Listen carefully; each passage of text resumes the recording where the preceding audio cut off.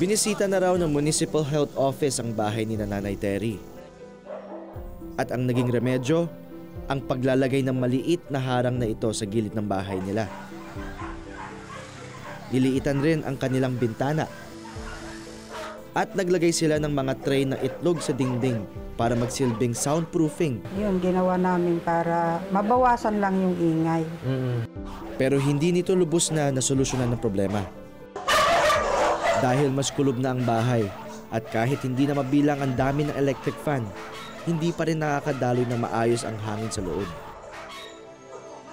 Ganito na lang po kaliit yung butas ng bintana nila at kumbaga ang nangyari dito, ang pakiramdam parang nasa hawla, halo-halo ng amoy ng aso, ihe, dumi, at yun nakikita na may galis yung mga aso. Parang pakiramdam ko na parang napupunta rin sa akin.